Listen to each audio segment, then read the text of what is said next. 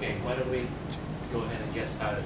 I also set up a video camera at the back, so this session will be recorded, and so it's not like I'm excluding many of you who obviously cannot be here either due to weather or due to other commitments.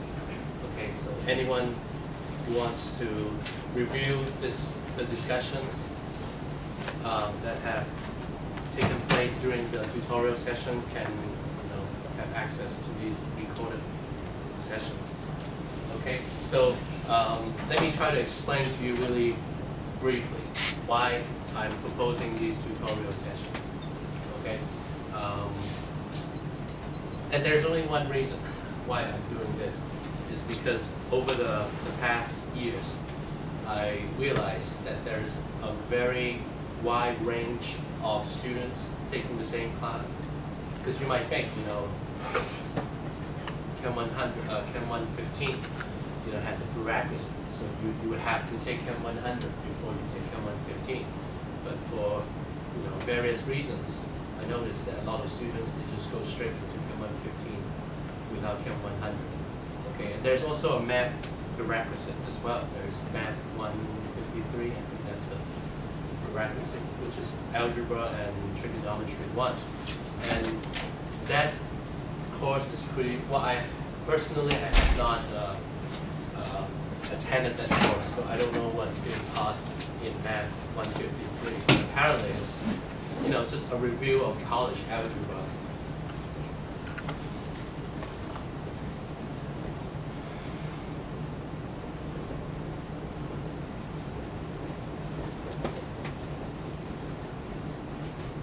Okay, which include a lot of things really, anywhere from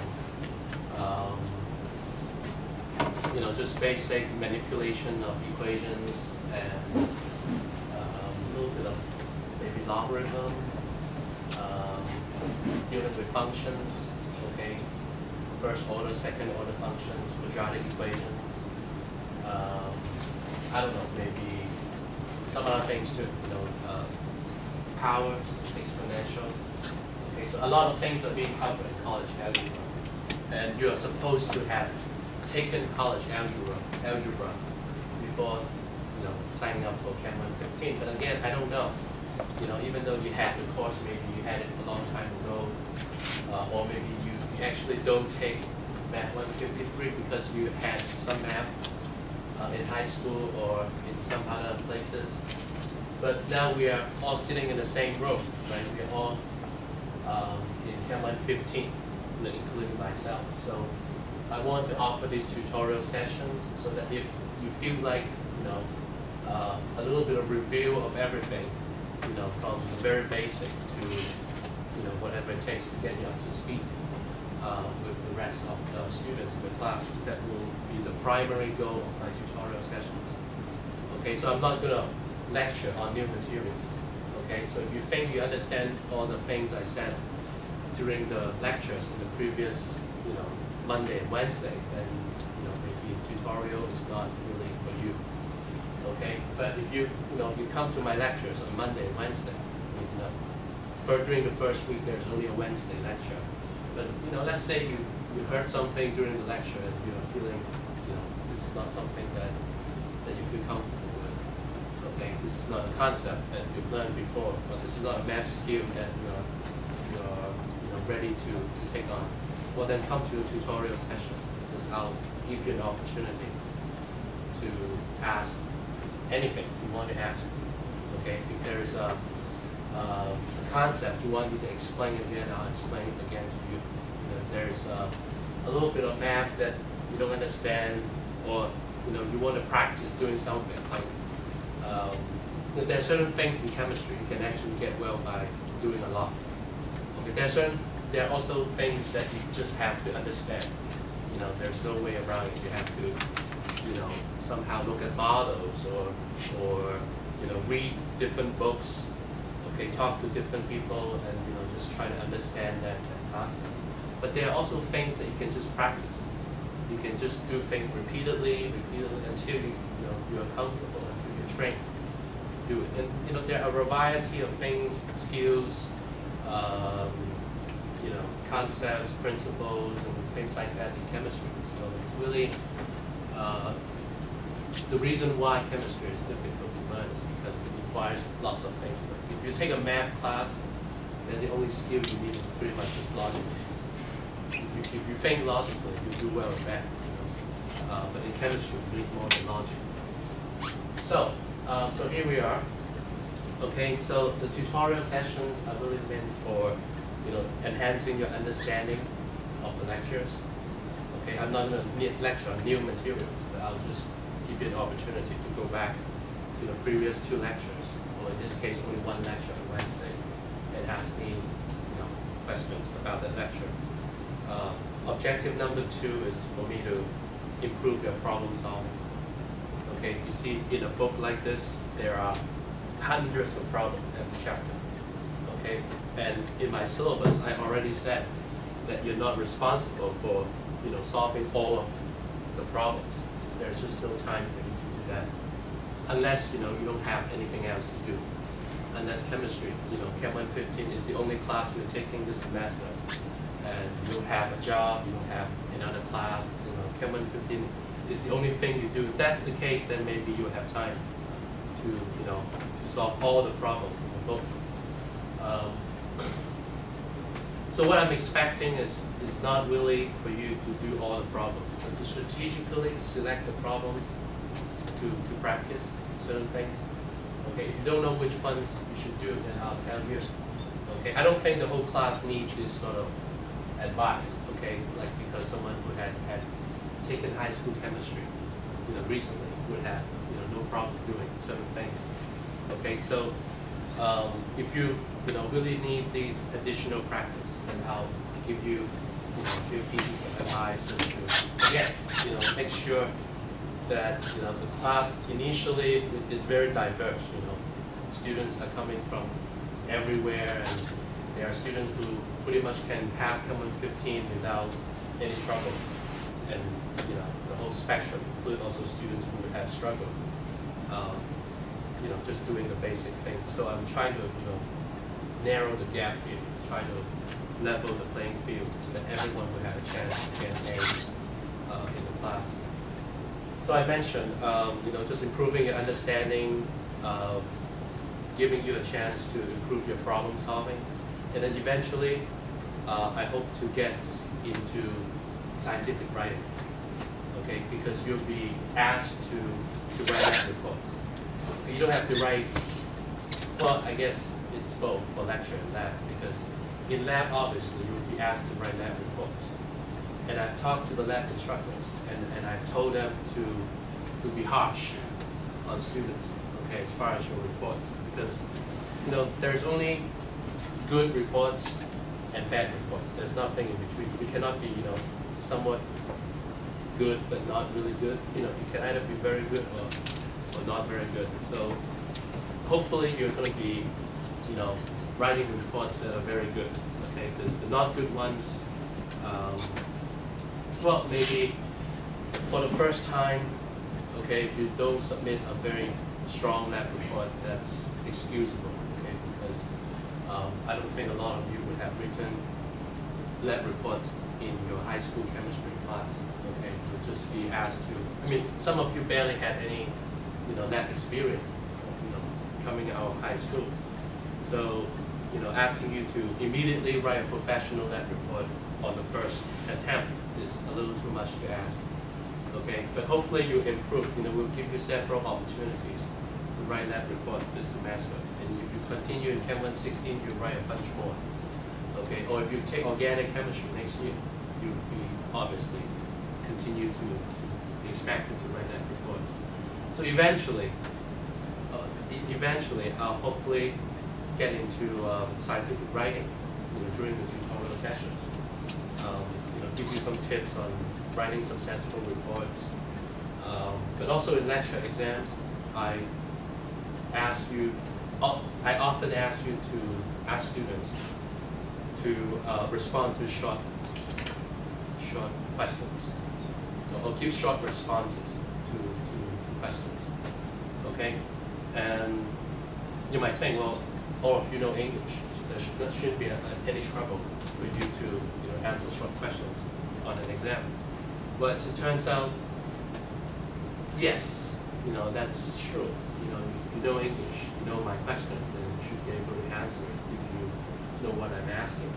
But some students can answer concisely. Others, it takes a while. You write, if you know how to write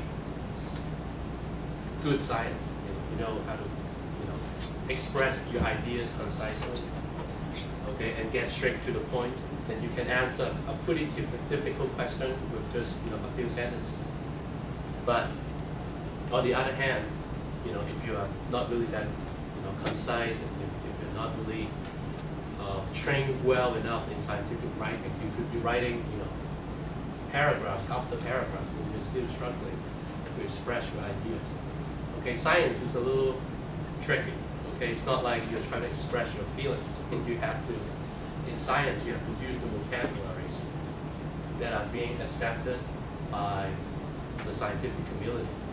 Okay, so when I said things like elements, okay, we look at the periodic table of the elements. So, what is an element?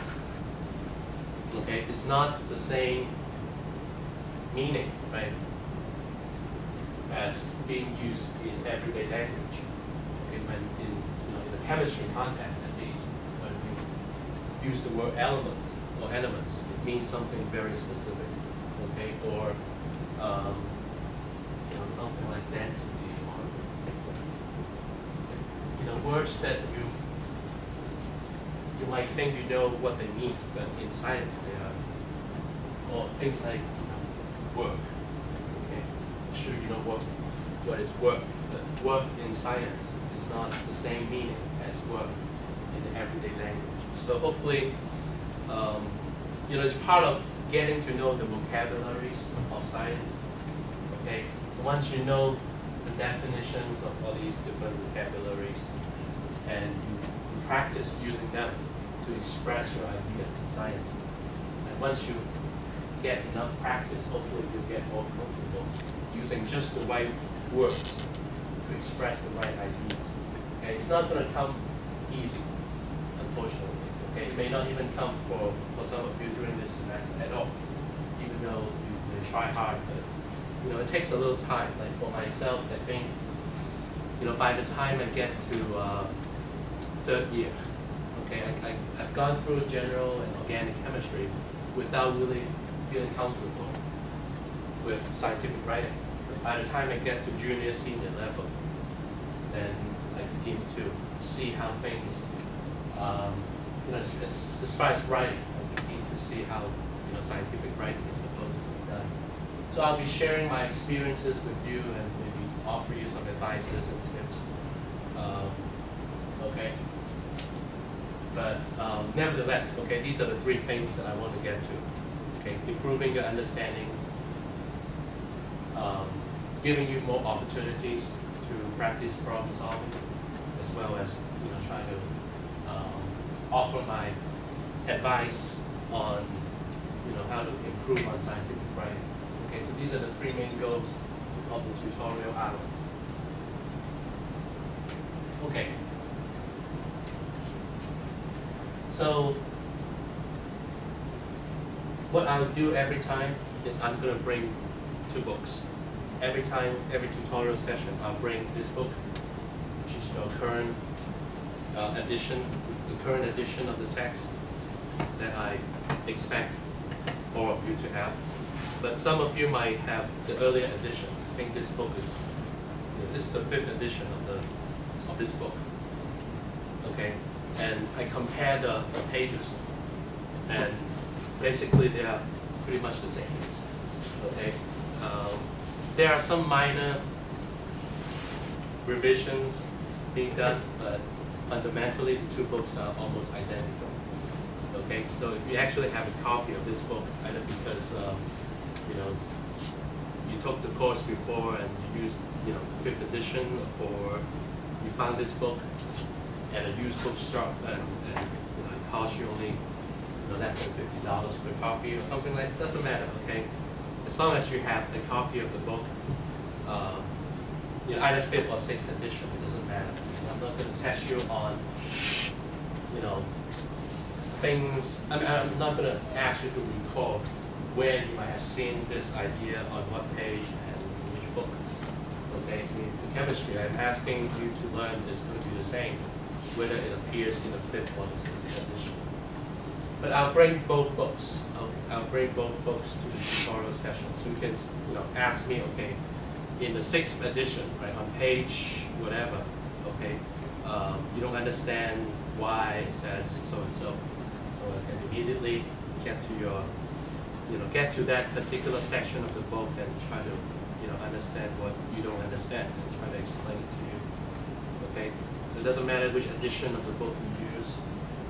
And also the reason I bring these books is because, like I said, there are a lot of end of chapter problems. Okay, and I don't expect you to have time to do all of them. So if you need certain practice, okay, which I don't think everyone in the class will need, so that's why I don't want to assign a lot of the problems from the back of every chapter to the whole class, because quite frankly, that's a waste of time for many of the students who, like I said, had high school chemistry recently. Okay, but there will be some key problems that are being assigned to you to complete as homework. But all your homework will be done online, so there's not going to be. I'm not going to, ask you to go to go to a book and do problems 1 through 5 in chapter 1. I'm not going to do that. Okay, so that's another reason why you don't need to worry about the edition. Use the 5th and the 6th edition.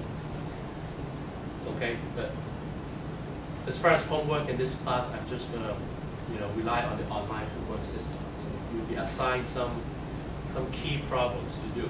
Okay, and that's for everybody. But if you need more practice, of course, there are many more problems in the book that I will not assign to your class. But I can, assign it during the tutorial hour for you to, spend the weekend doing so that you get more practice on certain specific topics. So, if you have a copy of my class schedule, okay, then let's take a look at the week 1 tutorial topics.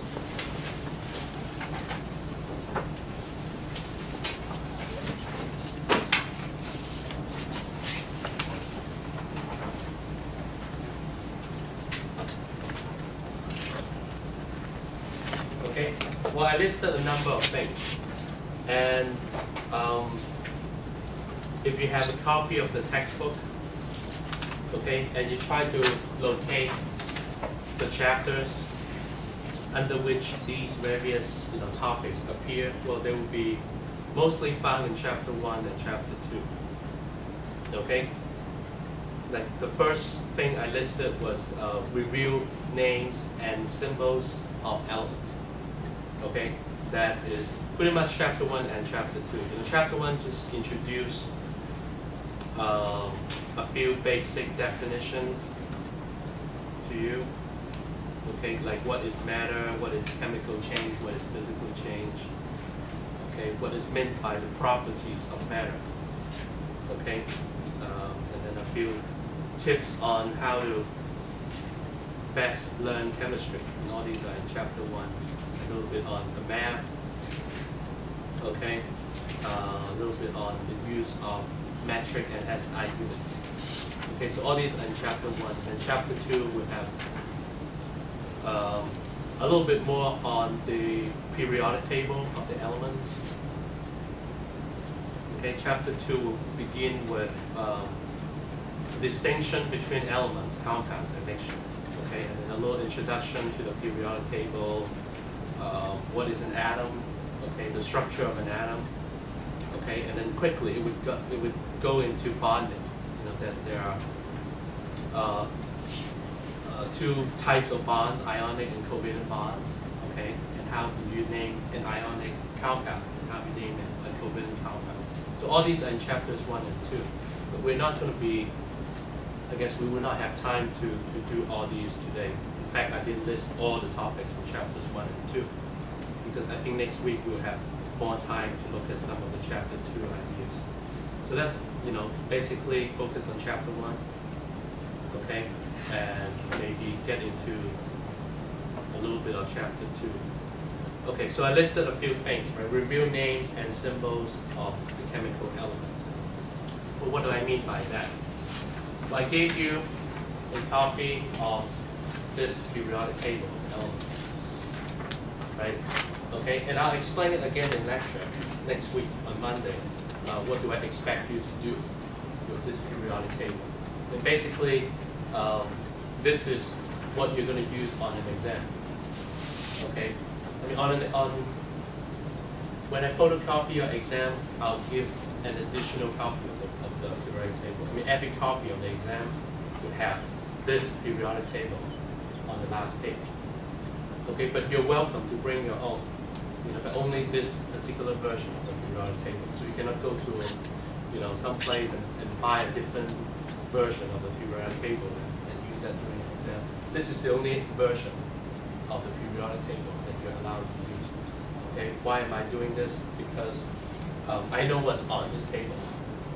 Some tables will have just a lot of other information that I don't want you to have on an exam. Okay, but this one has just the right amount of information. You would have the symbol, right? So if you look at one of the elements, okay, like OS. Let's pick one that you're not familiar with. Okay, I mean, the first thing you would notice about the element is the symbol of the element. Okay, it's not necessarily the full name, but just the symbol. Okay, in this case, it's a capital O followed by lowercase s. And this is the way it is. You would either have just a capital letter or a capital letter followed by a lowercase letter. Okay, that's basically how we come up with the element symbols. It's always just the capital letter or a capital letter followed by a lowercase letter. So what is OS? What does OS stand for? Osmium. How to spell osmium? OS. Okay, OS is a symbol, right? But if you need the full name, okay, then you don't have to memorize it because there are over 100 elements. I don't expect you to have all of them memorized. You might remember a few that you use all the time, like hydrogen and carbon and oxygen and all that. Okay, but osmium is a rare element, right? We're going to talk about this later on in lecture. It's a transition element. Okay, element number 76. How do I know? Because I look at the periodic table. Right? And then that's the kind of information I want you to obtain by having a copy of the periodic table during an exam or for your everyday use. So osmium is element number 76. Okay? That's on the upper left-hand corner of the little box. Right? It says OS osmium. Osmium is being spelled out under the element symbols. OSMIUM. That's osmium. Okay, so you don't have to memorize what does OS stand for. Okay, you can just look it up. Once you find OS, you will have found osmium. Okay, 76 is the number up here. Okay, later on we're going to talk about this in lecture. What does that mean, 76? Okay, but right now, as long as you know this is element number 76, that's enough. Basically, every element has a number, right? From 1 all the way to, on this table, it goes only up to 114. Okay, but it goes according to order. So you have element number 1, 2, 3, 4, 5, 6, 7, 8. Okay, it goes in this order until the last one we discover, which according to this table is only 114. Okay, there's another number here, which is, let's see, for osmium is 190.23.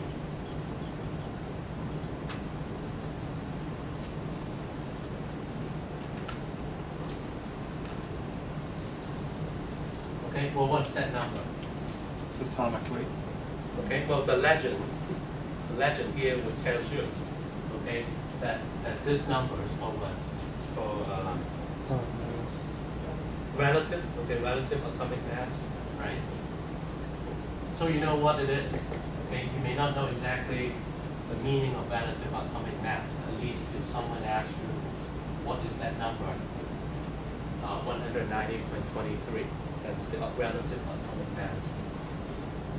Okay, so you have the element number, you have the relative atomic mass, the symbol of the element, the name of the element, and that should be enough information for now. Okay, and later on, what we'll do is we're going to investigate why the periodic table is arranged like this. Okay, why don't we just make a list of the elements? Why don't we just go from 1 to 114 like this? Why do we start with 1, ends at 2, and then go in a different row and have 2 to 10, and then we go down another row to have 11 through 18, and then we go down another row to have 19 through 36. Why do we arrange a periodic table like this? There's a perfectly good reason, but I would rather wait until later during lecture to explain that to the whole class. But for now, just get comfortable with, downloading information from a periodic table like this. Okay? All right, and it won't hurt, if you start memorizing some names of the elements. The more names you can remember, the more symbols you can remember, the easier time you would have later on in the semester. Okay, so I would recommend you get to know at least elements from number 1 to let's say number 38. Let's see. Let's say 1 through 50. Okay, so if you really want to invest time on the periodic table, okay, then try to memorize the names and the symbols of the first 50 elements on the periodic table. Okay, like if I give you something like PB. Okay, so what does PP stand for? Lead. Okay, where can I find lead on the periodic table?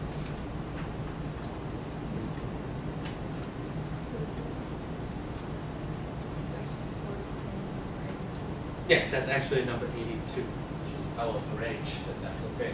Lead is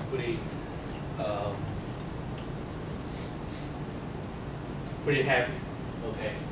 So lead is actually element number 82, and it's spelled L-E-A-D, which has nothing to do with P and B. Okay, and there's a historical reason why lead is given the symbol PP instead of LE or anything like that. Okay, which has more to do with the word L-E-A-D, lead. Okay, it's for historical reason. You can look up why this element used to be called something else, and the symbol came from that older name of the element. But these days, no one calls it that by that name, so it's called lead. That is given by the symbol Pp. It's element number 82, and the relative atomic mass is 207.2.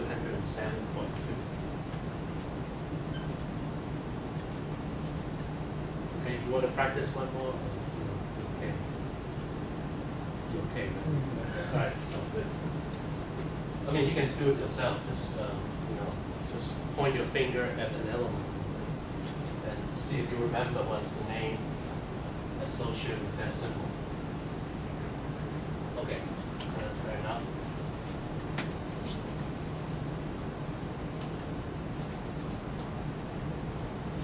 Okay, so that's as far as I'm going to go with the periodic table. I'll have more to say during lecture, of course,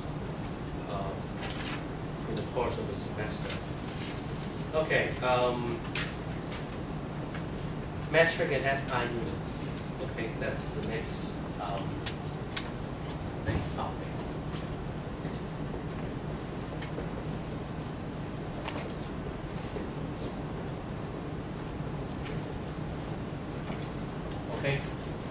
So why do we care about metric or SI units? Well, because in this class, okay, and in the scientific community in general, no one uses units like inches or feet, okay, or gallon or anything like that, okay, or miles. Okay, these are not acceptable units to be used in the scientific community, and chemistry is part of it. So in this class, you can't use feet for length. You cannot use miles for length. You cannot use inches. And you cannot use gallon for volume. Okay? So we have to use metric units. Okay, so what's the metric unit for length? So this is in chapter 1 of your book. Okay, so if you have the book, then look at chapter 1. For length, the metric unit is meter. Okay? So it's meter, and it's given by the symbol lowercase m. Okay? And there are some conversion factors in chapter 1 of your book that help you convert from one unit to another. So how long is 1 meter? It's about this long, right? It's the length of a meter stick. Okay, so how many feet are there in a meter? 3. A little over 3. Okay, that's in your book. Okay, it's 3 point something. Let's see if I can look that up quickly. So 1 foot is 0.3048 meters. So what's the other way around? I guess we'll have to do the calculation. So it says 1 foot. 1 foot equals to 0.3048 meters.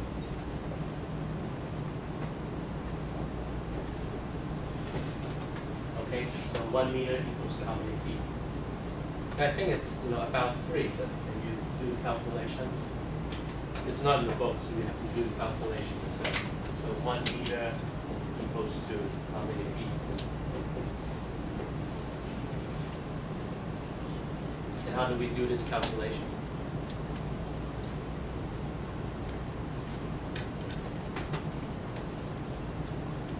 Well, there's a very good advice given by your book, actually.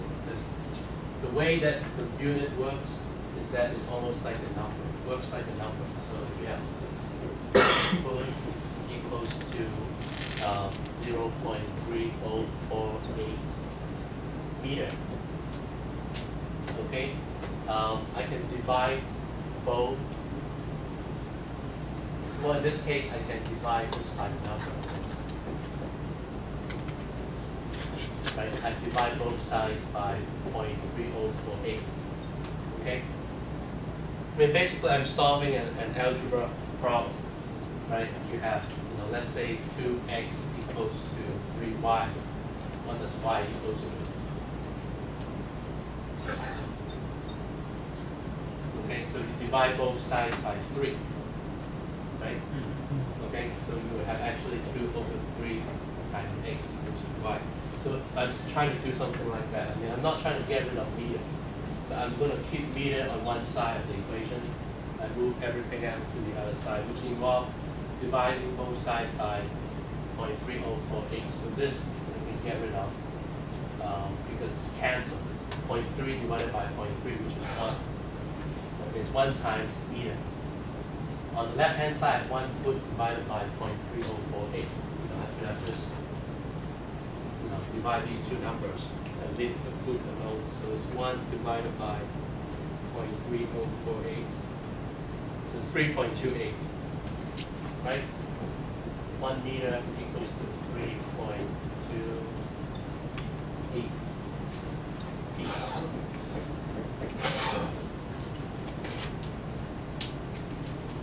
Okay, can you do these kind of calculations on your own? Yeah. Okay, if you can't, then just practice. Okay, let's get another one of these. Equality. and see if you can convert to instead of 1 foot equals to 0.3 meters. See if we can figure out what 1 meter equals to in terms of foot feet. So 1 meter is 3.3 feet. That's about right. This is about 1 meter. So about 3 and a little more feet. Okay. So we're going to use metric units. Okay. Well, it turns out there aren't that many metric units. For length, we have one. We don't need one for area or volume, because for area, it's just going to be what? Yes. Yeah, it's just going to be meters squared, meter to the second power, and the unit is going to be meters squared. It's the way you calculate area. Well, you take the length. Okay, let's say this is x, this is y. Okay, so from here to here is x. But how many x's will fill up the whole place? Well, we need y that many x's. So it's x times y. And that's going to give you the area. Okay, you need y that many x's. Right, that's going to fill up the whole area. Okay, so if x has units of meter, y has also units of meter. Okay, then it's x meter times y meters, so it's x times y meters squared. So that's why the area would have meters squared as the unit. So there's no need for us to design or create another unit for area. Area is just the unit of length squared. It's meters squared. And for volume,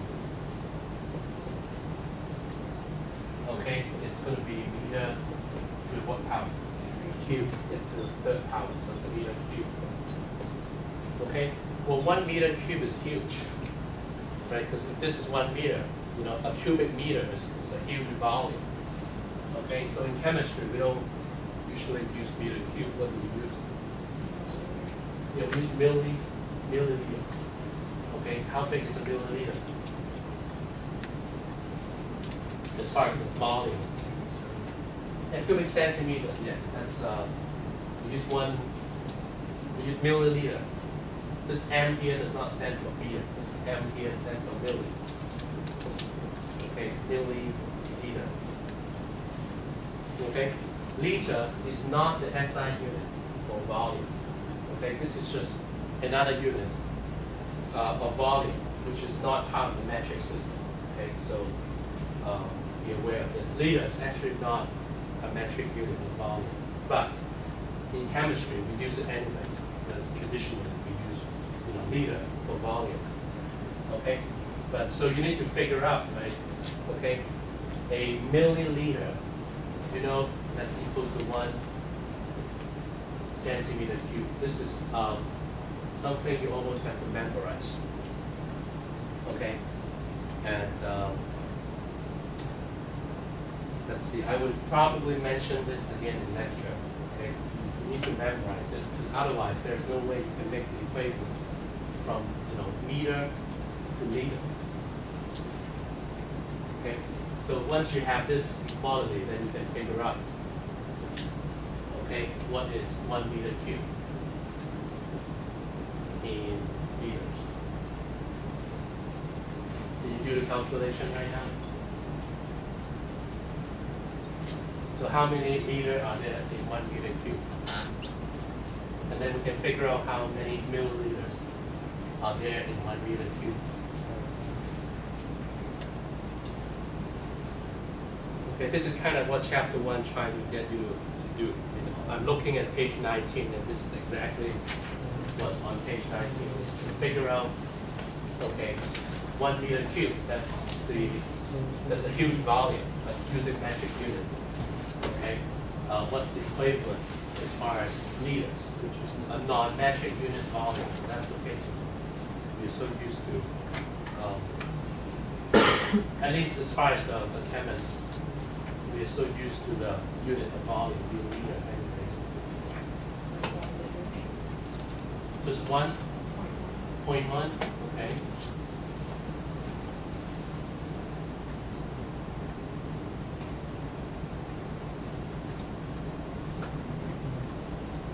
Okay, well, let's see. 0.001. Well, 1 milliliter is 1 times 10 to the minus 3 liters. Okay, I know this is not something I expect you to remember yet. Okay, this is for next week. Okay, this is called scientific. Well, it's kind of for this week and next. Because this M here does not stand for meter. This is actually milliliter. Okay, and the reason I know is because liter is already the volume unit. So if there's something else in front that's not a second unit, it's because this is a prefix. Okay, we call this a prefix, P-R-E-F-I-X. It's a prefix that's modifying this unit. Liters is unit of volume. So milliliter, having the prefix milli, just means that this is not a liter. It's just 1 times 10 to the minus 3 liters. That's what the lowercase m stands for. So maybe at some point we should make a list of these prefixes. Okay, so we can all agree on a set of these prefixes. But anyway, so 1 milliliter is 1 times 10 to the minus 3 liters. Okay, let's see. I know 1 times 10 to the minus 3 liters equals to 1 centimeter cubed.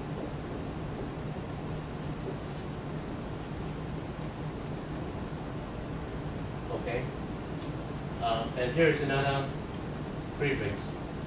This M here stands for meter. The C here stands for centi. C-E-N-T-I. Later on, we're going to make a list. We're going to make a list of all these prefixes. Centi stands for 10 to the minus 2. So it's 1 times 10 to the minus 2 meters. Okay, but it's 1 centimeter cubed we're looking at, so we're going to cube this number. I send this to cube. So it's 1 cube, which is still 1. 1 times 1 times 1 is still 1. 10 to the minus 2 times 10 to the minus 2 to the third power is 10 to what power? Yeah, these two multiply, right? So 10 to the minus 6 power. And then meters to the cube is just meter cube. Okay, so the 3 gets to be multiplied with every power. So it's 1 to the first power times 3, so it's still 1. Okay, 10 to the minus 2 power times 3, 10 to the minus 6 power. Times meter to the third power is meter cubed. Okay, so this is equals to 1 times 10 to the minus 6 meter cubed. Okay, so can we finish this up?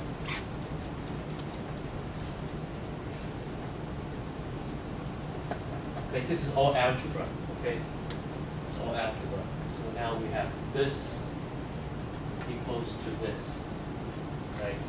So I have 1 times 10 to the minus 6 meter cubed equals to 1 times 10 to the minus 3 liters.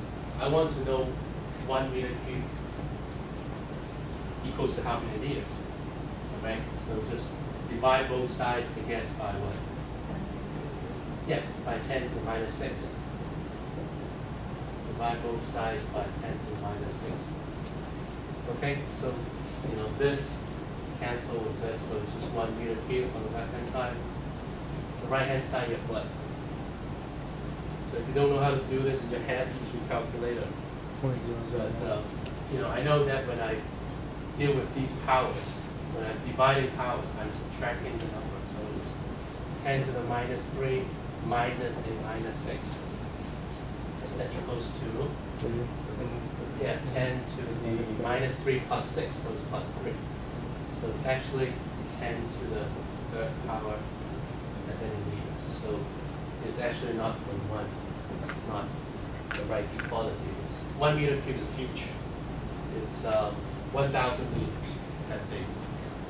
Okay, so it takes 1,000 liters to fill a volume of 1 meter cube.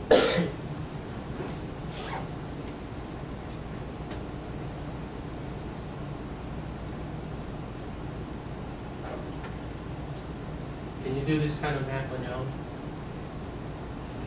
Okay? So, if you need more practice, Chapter 1 has a bunch of problems. Again, I'm not going to assign this to the whole class, okay? But I'll see if I can just tell you a few problems that you can actually try to solve on your own.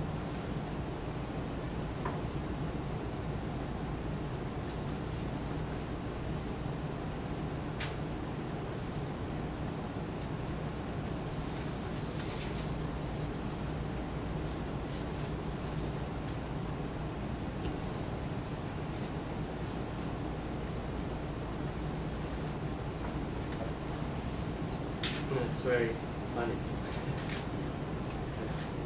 There's not really any good problems in chapter 1. Well, there are some, I don't know, something like this, not quite the same.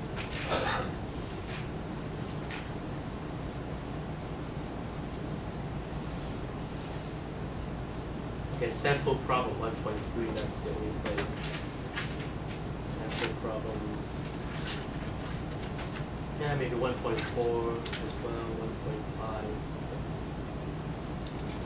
Yeah, 1.3, 1.4, 1.5. Okay, so sample problems. We have a book with sample problems. 1.3, 1.4, 1.5.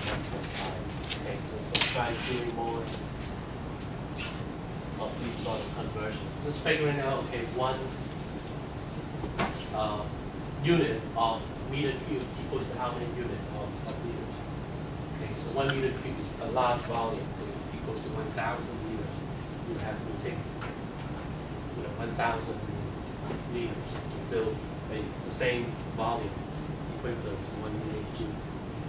Okay, so I was talking about metric units, and basically figure out meters, and meters squared, and meters cubed. Okay, so what are the other metric units? Grams. Okay, mass is grams. Okay, mass is very different from length. Right, length is just how long, but mass is how much. Okay, how heavy, really. When I said heavy, it kind of implies weight. Right, weight is not the same as mass, because weight depends on gravity. Mass does not. Mass is how much, how much of something you have on Earth is the same as how much of something you have on the moon. Okay, but how heavy or the weight of something on Earth is not as, it's the same as the weight of the same thing on the moon. Okay, because weight is equals to the mass times what? For those of you who remember your high school physics.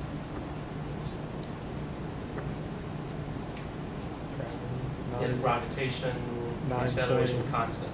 It's 9.8 meters per second squared. It's called a gravitational constant, or gravitational acceleration constant.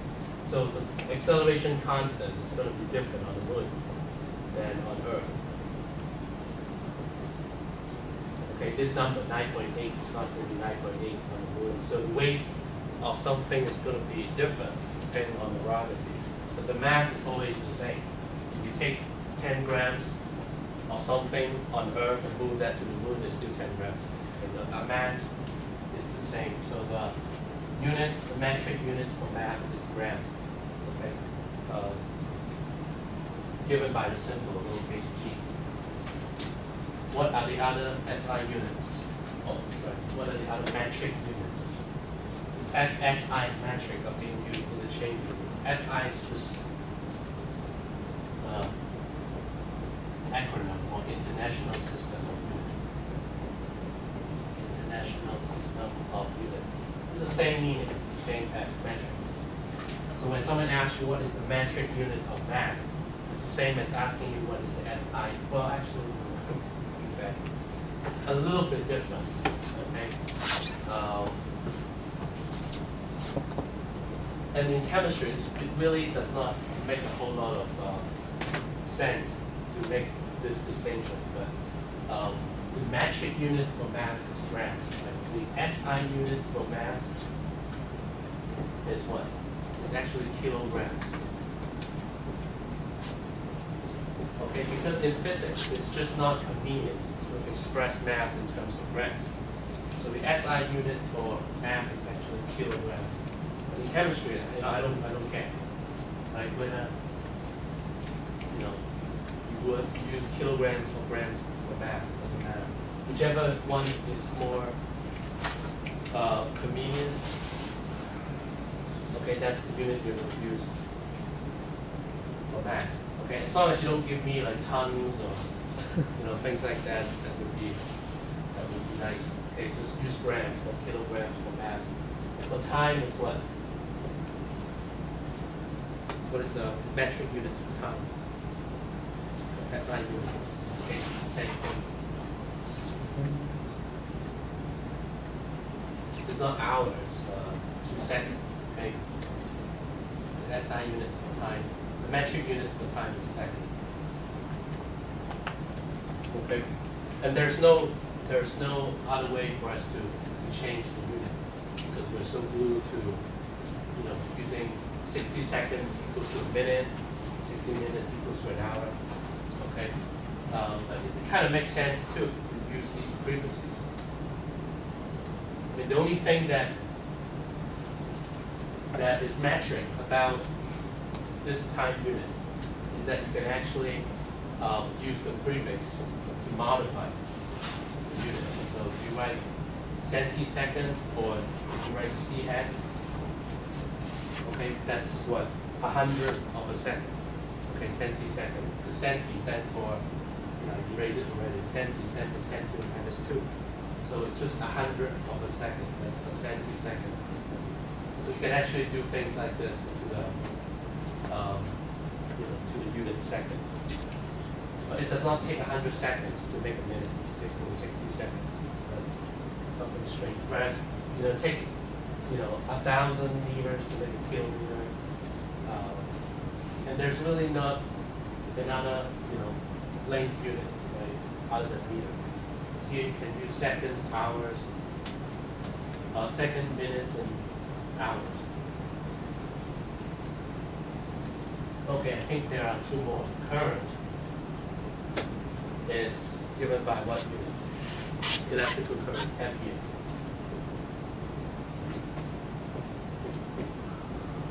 So what is 1 ampere? Any idea? How much current is 1 ampere? It's pretty big, right? It's actually yes, pretty big. 1 ampere is pretty big. Milliamps is more like 1/1000th of an amps. That's a more reasonable current. Okay. Let me see what else. Temperature, yes, very important. And last but not least, there are a few others, but these are the ones most important for chemistry. What's the metric unit for temperature? Celsius. Celsius. Okay, that's a good answer. Okay, but also, yeah, degrees Celsius. Degrees Celsius. It's degrees Celsius. Or you can just say Celsius. Or a Kelvin. And you don't need to say degree Kelvin, it's just Kelvin. Okay, so either one. Okay, degrees Celsius or Kelvin. That's the SI unit for temperature. Okay, so no one actually put the degree here for Kelvin. This is not necessary. It's just the capital K for Kelvin. And degrees, capital C for degrees Celsius. And they are actually the same size. 1 degree Celsius is actually 1 Kelvin. But what is not the same is that 1 degree Celsius is not the same as 1 degree Fahrenheit. Which one is bigger? Degree C or degree F? Which one is bigger? Fahrenheit? You sure? Yeah, actually Celsius is bigger. 1 Celsius degree is bigger than a Fahrenheit degree.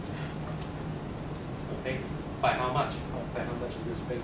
32. Well, that's the difference between the zeros. The 0 in the Celsius is not the 0 in Fahrenheit. So that's why the 32. So you have a thermometer with degree Celsius, and you have a thermometer in degree Fahrenheit. When you are at 0 degrees Celsius, that's still not 0 in Fahrenheit. That's 32 on the Fahrenheit scale. So there's a little shift here. Okay, but what I'm asking is this.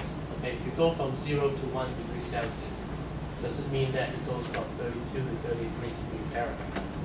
No. Okay, it goes a little bigger. So it's going to be what? So to go from 32, so 0 degrees C to 1 degree C, it's from 32 to, I don't know, something like 33.4. So a degree Fahrenheit is actually smaller than degree Celsius. And there's a formula in chapter 1 that gives you the conversion. It's 9 over 5. That's by how much a degree Celsius is bigger than a degree Fahrenheit.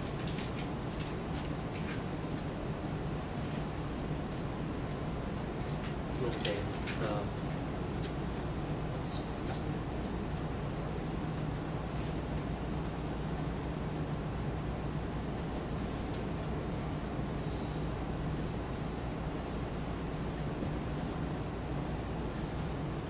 No, it's 5. Let's see. It's 9 over 5, so it's 9 over 5. It's 1.8, so I should actually make this a little bit. 1.8.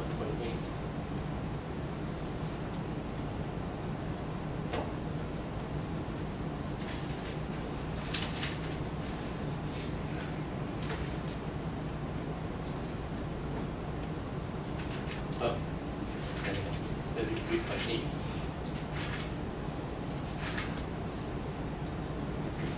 So the formulas in the book, it's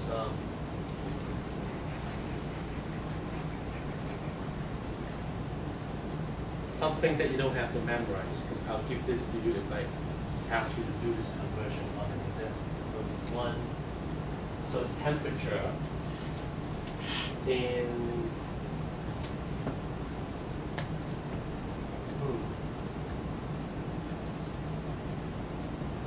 Celsius. So it's Tc equals to Tf minus 32. So that's just to, account for this difference here between the Celsius 0 and the Fahrenheit 0. So account for the difference and then multiply by 5 over 9. So that's why a degree Fahrenheit is small, because if you take a degree Fahrenheit, you have to multiply by a number less than 1 in order to get to a degree Celsius. Okay, so that's temperature. But a degree Celsius is the same size as the Kelvin. Okay, the reason we have Kelvin temperature, and this is something I'll mention again in lecture, it's kind of important, is that theoretically we determined that the lowest possible degree Celsius temperature is approximately minus 273 degrees Celsius. Okay, you see here, right? For length, for mass, for time, for current, we don't actually use negative numbers. Right? A negative mass, it's senseless. Negative time also, we haven't figured that out yet. So negative time is it's not making a whole lot of sense. So we don't want any negative temperature, and that's why we shift the 0 from here down to here on the Kelvin scale. Okay, or essentially for the absolutely lowest temperature, at least theoretically speaking, of minus 273 degrees Celsius, we're just going to make that 0 on the Kelvin scale. And everything else, okay, gets to be, added 273. So that's why when you convert a Kelvin temperature, put that up here. When you convert a Celsius temperature to a Kelvin temperature, you add 273, right? So that a minus 273 degrees Celsius becomes 0 Kelvin, or a 0 degrees Celsius temperature becomes 273 Kelvin. Right? So these are the two formulas that relate the three temperature scales: the Kelvin, the degrees Celsius, and the Fahrenheit temperature. And this is all about using metric units in this class, okay? Because we're not going to be using the English units. We're just going to stick with the metric units. Okay, so chapter 1 actually spent many, many pages trying to explain to you, okay, what's going on here. Why do we use metric and SI units? The volume is just meter cube. And you figure out that 1 meter cube is close to 1,000 liters. Okay, so that's the conversion. Okay, I said we're going to look at the prefix system. Okay, because every metric unit you can modify by a prefix. And the prefix is also part of the metric unit system, the metric prefixes. So let's see if we can have a look at that.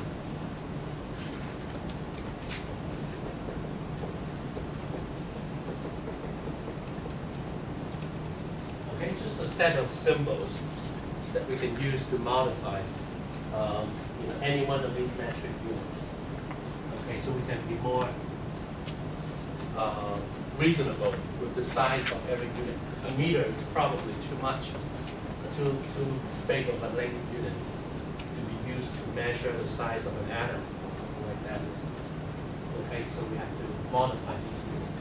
So we're just going to start with the unit 1, which has no prefix. So the size of 1, size of 10. I think there's also no prefix for this, right? That's it. That's it is 10 to the minus 1. Deca? Yeah, currently yes, there's a deca, which we don't use very often. So dA stands for 10. So if you have 10 meters, okay, you can say it's 1 decameter, DEKA.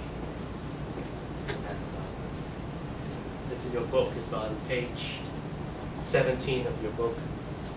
There's a table.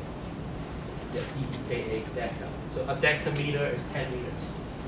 1 decameter is 10 meters. Okay, so 1 has no prefix. 10 is deca. So what's 100? Okay, this one I actually remember. This is hecto. Hecto. Yes. Which we also don't use very often. Represented by lowercase h, but it's pronounced hecto. And for 100 is hecto. For 1,000 is kilo. Yeah. Then to the third is k, which is something you are probably more familiar with, is kilo. Okay, and if you go beyond kilo, the next one is going to be mega. It's the capital M, which stands for 10 to the 6th power. Okay, so there's a gap here. There's nothing for 10 to the 4th, the 5th, but there's one for 10 to the 6th, which is mega. Okay, but I'm more interested in the smaller units. Okay, because chemistry is all about being small. So, okay, 10 to the minus 1, or a tenth of a meter. So that's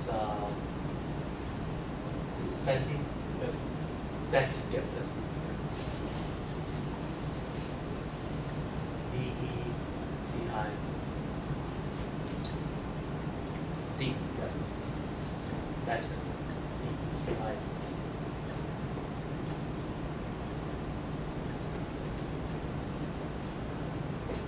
Okay, 10 to the minus 2 is, Centi. yeah, that's centi. Okay, C. That's centi. 10 to the minus 3 is milli, yeah. So it's lowercase m. So this is not the same as meter, right? This is, so it's possible to write m, right? It's millimeter. Two m stand for two different things.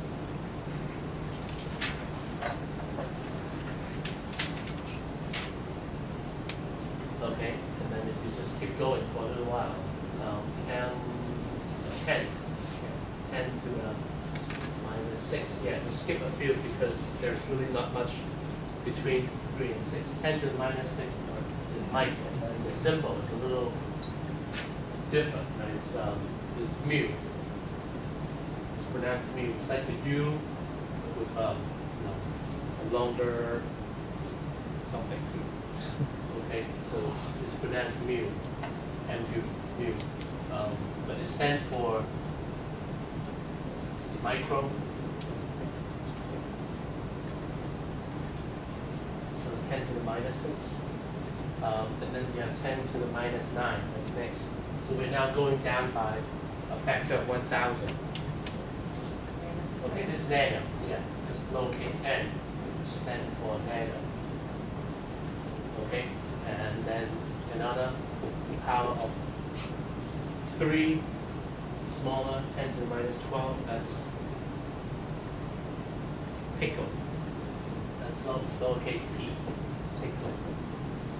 Okay, and if you go another power of 3, it's 10 to the minus 15. That's really, really small. Okay, and this is lowercase f, this is femto. Okay, for a while I was actually working with femtosecond lasers. It could produce pulses that can that's as small as the size of a femtosecond. So that's the kinds of signal that we can use to detect reactions, chemical reactions in real time, because that's the time scale. When you might think a chemical reaction takes a long time to happen. No, actually, it takes a very short time. It takes only a femtosecond for something to happen. A second is too long. A second, many things could happen as far as a chemical reaction at a molecular level. Okay, so all right, so we covered this. Talk about metric units, and we actually mentioned dimensional analysis already. Right, knowing how to go from a meter to well, something we did before. To figure out that 1 meter cube equals to 1,000 liters. Right. So how do you figure that out? Well, that's called dimensional analysis. You analyze the dimension. So that's why it's called dimensional analysis. So chapter 1 of your book has also some discussion of how do you do this. But if you look at those sample problems I mentioned, okay, and you understand what's going on, and this is not really a very difficult thing to do, dimensional analysis. Okay, let's see, logarithm. Okay, one of the last things we will talk about. Okay.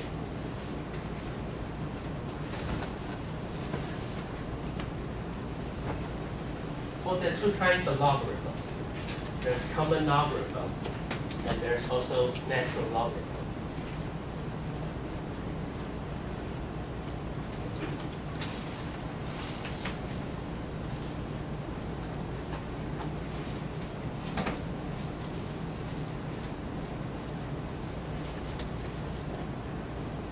Okay, so let's start with common logarithm.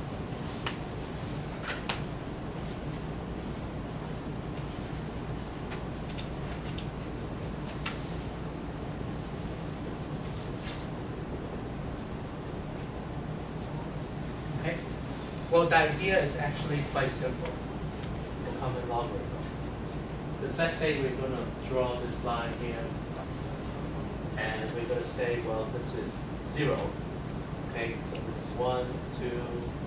So if we go to the right of this number, 0 right here, the number increased by 1.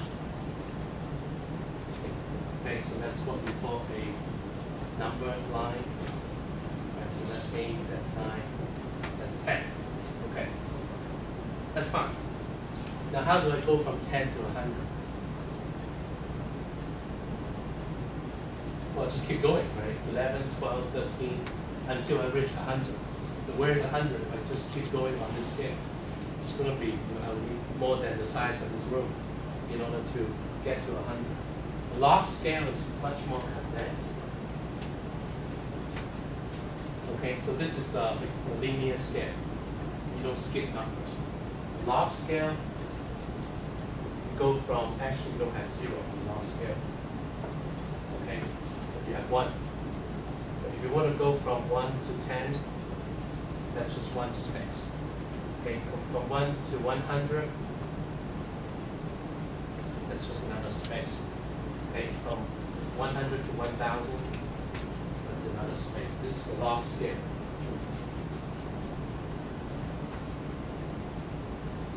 Okay, which makes it more convenient, right? Because look at these numbers up here. Okay, because in chemistry we go from 1 down to nano to pico pretty quickly.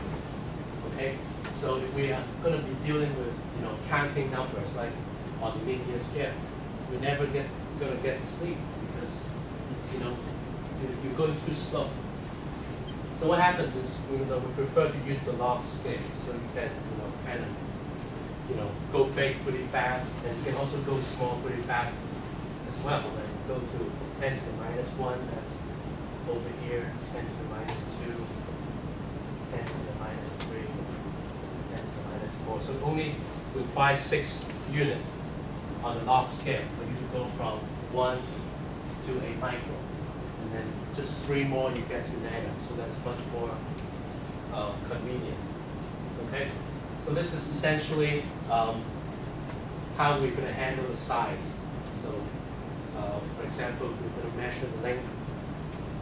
Sometimes we prefer the log scale or concentration.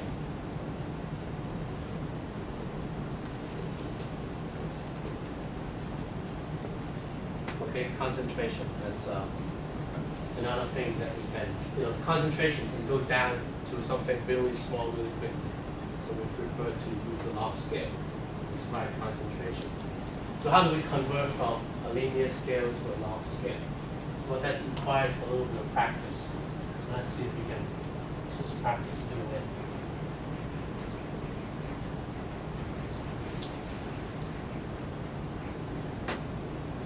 Okay, and for example, let's see, L over G 100. Okay, what does that equal to? Of course, you can use your calculator, right? You just type in LOG 100. It's going to give you 2. Why is it 2? Yeah, because on the log scale, there's no 100. Okay, on the log scale, 2 means 100. Okay, so what I'm saying is, all these 10s disappear. It would just be, 2, 1, 0, minus 1, minus 2, minus 3, minus 4. Okay, so on the log scale, is things are a little different, and it's much more condensed compared to linear scale. Okay, so try something else. What is log of, let's say, 200? Of course, you can use your calculator. Okay, I don't recommend you do it by your hand, but you can use your calculator. Log of 200 is 2.3. So you ask, does that make any sense? Why is it 2.3? Okay, well, let me ask you something else. Log of 1,000 is what? Then that's 3. Right, so you're between 2 and 3, right? 200 on the linear scale is a number between 10 and 1,000, right? If you're looking at 100 compared to 1,000 on the linear scale. Okay, 200 is a number between them. So no wonder on the log scale it is, it's 2.3, which is, actually closer to, no, it's actually farther. So it's farther away from 100 than 1,000. Okay, I mean, you can work out a bunch of these numbers and see how the conversion works. What is log of 300? It's 2.48. Okay, but at least this number should make some sense to you. Again, I'm not asking you to do this in your head because there's really no way. You can kind of guess, right? What is log of 500? What do you think that is? It's probably not going to be 2.5. It will be a little bigger. Okay, because the number tends to. But you might guess 2.5. That's not an unreasonable guess. And then you should use your calculator to verify. It's 2.69, almost 2.7.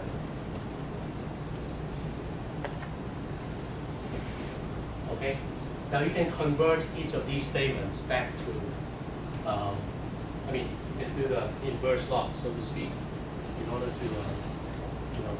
figure out, let's say, what's the inverse log of 2.48.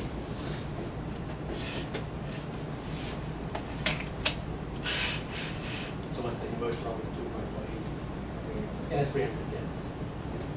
So you can put the anti-log in front of log that cancels. Get back the number on the linear scale. So in other words, you're asking, when you do the anti-log of a number on the log scale, the 2.48 on the log scale is, approximately 300 on the linear scale. So it makes sense. Okay, the anti-log is basically asking you, 10 to the 2.48 power equals to 1. So these two have the same answer, 10 to the 2.48 power, or inverse log of 2.48, asking the same thing, get the same answer. Okay, so it takes a little practice, but hopefully you get it. What is log of 0.001? Without the use of a calculator, of course you can use a calculator. Yes, minus 3. Right. So, to get from 1 to 1,000, okay, all you're moving is 3 units on the log scale. So, it's a much more condensed scale, allow us to deal with, objects that differ by, differ greatly by their size, using a very convenient scale, which is called the log scale. Now the natural logarithm,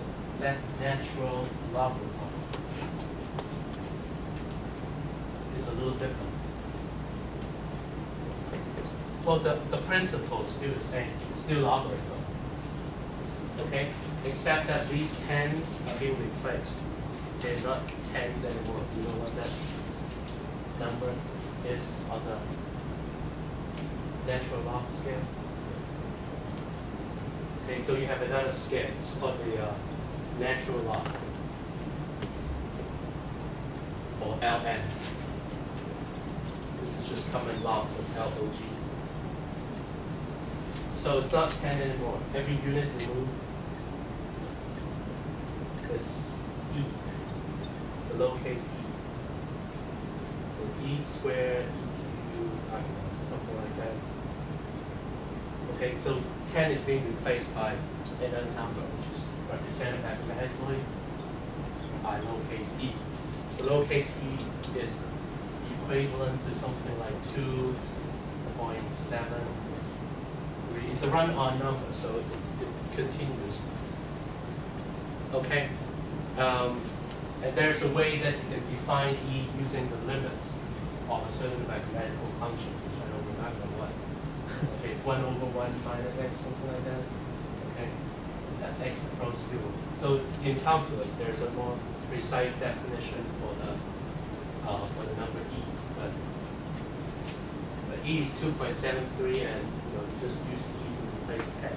So the concept is the same, but we just have a different base. So why do we care about this number, 2.73? Let me just very quickly check to make sure that it is 2.73. No, it's 2.3, so it is. I don't know where the 7 comes from. It's just 2.303. Okay, so correct. It's 2.303. I just remember wrong. So it's 2.303 and it continues. Okay. So it's yeah, you have an idea? Well, I might be typing it in wrong, but I do think 2.718. Really? Yeah. So the 7 does. Because when you put either the one. Oh, okay. I see what. Yeah, it's 2.718. So I was right before. It's 2.7. Yeah. Sorry. So it was okay before. It wasn't right because I said 2.73. It's actually 2.72 before. It's 2.718. Yeah. So e to the first power is actually not 10. It's 2.71, so it goes, e squared, e cubed like this. This number comes from, let's see if I can give you a quick answer. Some sort of exponential growth.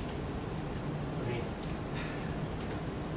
okay, it's like cell division or something like that. You have one cell, like divide it into 2 becomes 4. 4 becomes 8, 8 becomes, so it kind of works like that. Okay, so it's an exponential growth. So instead of looking at linear growth, the log scale, the natural log scale helps you take care of something like bacteria growth or something like that. Because it would actually take an exponential increase. And of course, on the natural log scale, it will just be 1 unit. So every time you advance, it will be just 1 unit. But if you stretch the natural log scale to the linear scale, it would, the graph would look something like this. It would just rapidly goes up as you move, 1 unit greater on the natural log scale. So that's how it works. Okay, and I think there's only one more thing on the list, which is statistics. Okay? And I think that we can wait until the next lecture because I'll have more to say about experimental design and how do we account for experimental uncertainty. That's essentially what I'm going to get into in the next lecture. Okay. But hopefully everything that I covered today helps in a way. Okay, so next week we'll do some more. We'll start looking at the week 2 list. Okay, so we'll be looking at significant figures, scientific notation, names of compounds. Okay, names of inorganic compounds, organic compounds. Okay, so any questions? Yeah. Do you want us to sign in somewhere? So you know Oh yes, almost forgot. Yes. That's great. Yeah. Because, if you come often enough, okay, I'll give you some extra credits. Let me see what I can do now.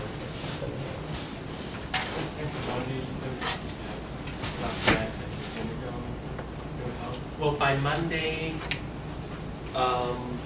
yeah, you should have read chapter 1, chapter 2, the course syllabus. I'm going to upload a supplementary reading. It's not it's not a lot.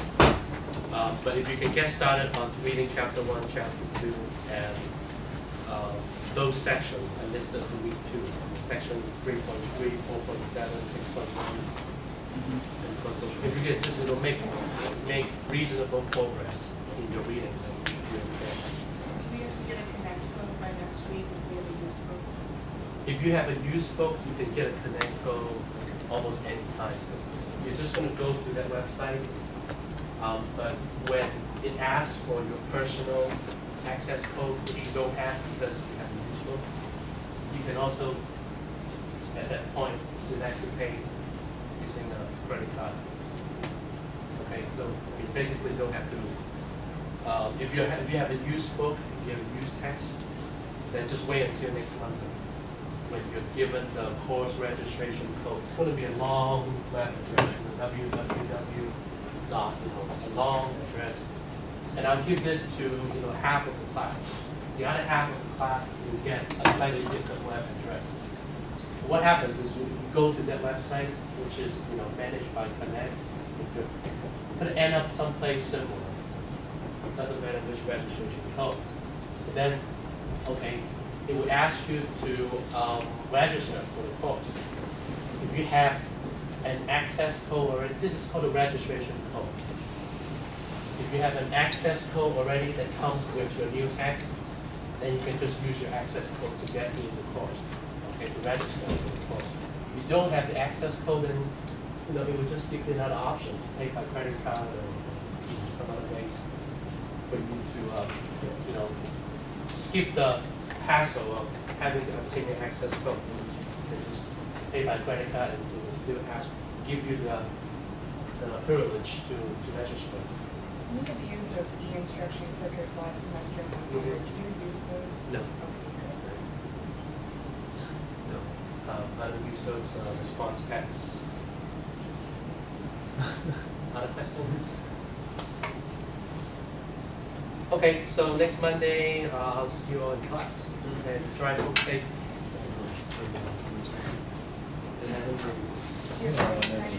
Oh, yes. Yeah, okay. Why don't you just sign on. on the back of a piece of paper, and then I'll transfer your names to place a little more permanent. Okay, make sure you sign that sheet so I can monitor the attendance.